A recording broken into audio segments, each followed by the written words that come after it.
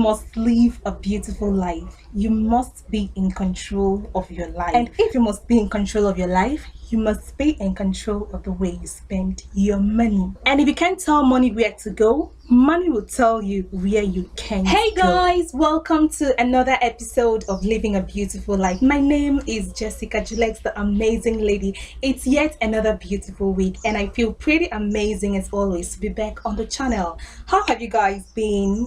I trust you're all having a good time. If you're watching my video for the first time, you are welcome. This is the blog where we'll talk lifestyles and everything in between in order to ensure that we live a beautiful life. And of course, I must say thank you to all the new subscribers. If you've not subscribed, just look under the video. You will see a red subscribe button. Click on it. And if you're watching from the blog, just scroll down after the comment section. You will see a space where you can put in your Gmail address and just subscribe so that you get notification each time I make a new video. I don't know about you, but personally, one of the things I am so scared of about life is being broke. I am so scared of being broke. So I'm so conscious of myself that I don't want to get to that point where I am so broke. I believe that money is a very important asset. Is it an asset? Yes, a liquid asset. I believe that money is so important. I feel like you just need to have some money in your possession, no matter how little. You need to own that money, no matter how little. I love that quote that says, money is not everything, but everything needs money. You just need money. Full stop. And the truth is, there is no point in life where one can say, I have all the money I need. But you can still accomplish things, no matter how little, with the little money that you earn, with the little money that you have, if you can operate within your means. If you cut your coat according to your clothes, thank God there is a cloth at all. The beautiful thing here is that there is the clothes at the first place. And what is that cloth? That you have a source of income, that you have a means, to sustain livelihood. You have a place where at least at the end of the month you can get a certain amount of money, no matter how small. Fine, you now have a cloth. Then cutting your coat according to that cloth is simply apportioning that little money into different things that you can afford based on their necessities and their priorities. When we start having problem is when we operate or start living above our means. When we increase our standard of living without a commensurate increase in our income, that is where the problem starts. And this is the point where poverty meets a lot of people. This is where a lot of people turn to beg, as a lot of ladies go out of their way to have things, start begging because they are operating above their income. A student who doesn't know she's a student and wants to do what working class people are doing will certainly become a beggar because you can't afford it and you have to beg. You don't need to have all the money in the whole world or to be making all the money in the whole world to solve some of those problems. It's all about knowing how to apportion that money and have some leftovers and save for rainy days. A lot of people will complain, I don't have enough money, I don't make enough money, my salary is not enough. In fact, if you bring up this topic, my salary is not enough, a whole lot of people can relate to it. A very huge number of people will attest to the fact that their salary is not enough. You're counting down to the payday, and even before the payday, you've calculated a whole lot of things that you need to do with that money. It's not enough. Now, if you still have to be in charge, if you still have to accomplish something, no matter how little, you must operate within your means.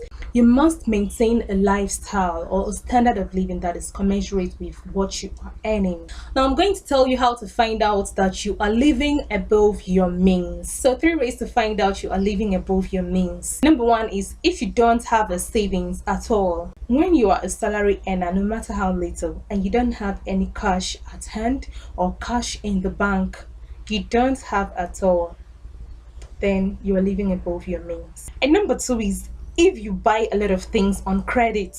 I simply believe that you are not up to having what you can't afford. Anything you can't afford comfortably, you are not up to having it. Yes. So when you're owing a whole lot of people, you're owing Mr. A, you're owing Mr. B, you're owing Mr. C. When Mr. A comes, you go and borrow from Mr. B to pay Mr. A. When Mr. B comes, you go and borrow from Mr. C to pay Mr. B. You are living above your means. You're owing your colleague, you're owing your hairstylist, you're owing your fashion designer, you're owing your friend who sells full stores, you're owing a whole lot of people. You are operating above your means. And number 3 is if you spend money that you've not received in cash, be it a promise or your salary. What if the money doesn't arrive as it is promised? So if you fall within this 3 category, you have to watch yourself. You are operating above your means. So in order to work on this extravagant lifestyle, which is living above your means, you first of all have to ask yourself, who am I trying to please? Who am I trying to impress or oppress with my lifestyle? Be it my clothing, or the way I feed, or the way I dress, or the way I carry myself. Who am I trying to please with those gadgets and every unnecessary things that I spend my money on? If you dress, if you wear everything in the world, fine, you snap, you show us on Facebook and on Instagram, we'll give you 1,000 likes, we'll comment, oh, absolutely beautiful, stunning, slayer, beautiful, gorgeous, terrific. I do that a lot. We will compliment you to the core. But after all those compliments, if you're damn broke, it's your funeral. That is your own detriment. So ask yourself who you are trying to please. Nobody really cares that much. Nobody is going to come out of his or herself to become you. We can even imagine or even want to be like you, or even beg you to dash us your fine clothes or your fine makeup, your lipstick of 4,800 naira that we don't have. But you won't give us, and we will not die, and we'll continue to be happy with ourselves. So you have to ask yourself, who am I trying to please with all these things?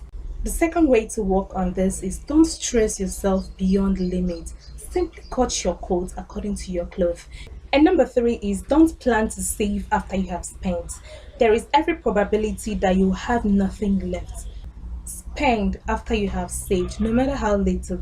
Then if the circumstance is beyond your control that you still have to temper with your savings, you would do that consciously. If you've just made up your mind that you will save after you have spent, even if you go to the market with 2 million naira, you will always see things to buy.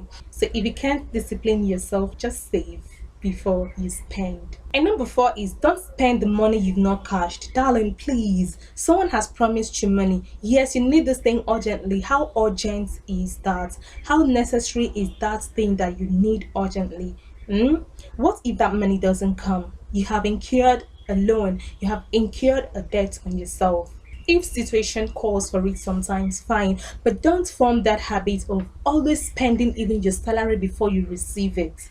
Number 5, don't spend all your money on your appearance and you have nothing left in your pocket. Some people are so fond of that. You will see a very fine girl from head to toe, or a very cute guy dressing in the whole expensive things in this world, but then you see them on the road asking people for money. I'm not joking. This is very real.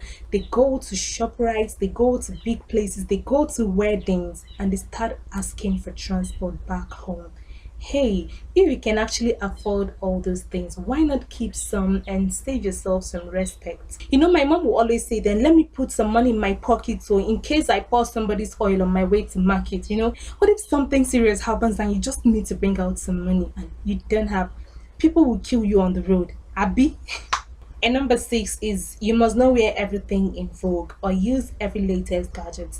When things are in vogue, they have the tendency to become very expensive, and sometimes after a while the value depreciates. It's not like you're not going to buy new things. Sure, you can buy sure, you can buy new things, but when you have that mindset of using everything in vogue, that mindset that can't let you to let any clothes rain without you having it, you will not have any single money, because new things keep coming every day and you have to spend all your money on getting those things. And number 7 is have a scale of preference. Write out the things that you need in a list and rate them according to their order of importance. There are some things that you feel that they are urgent, but they're not just necessary.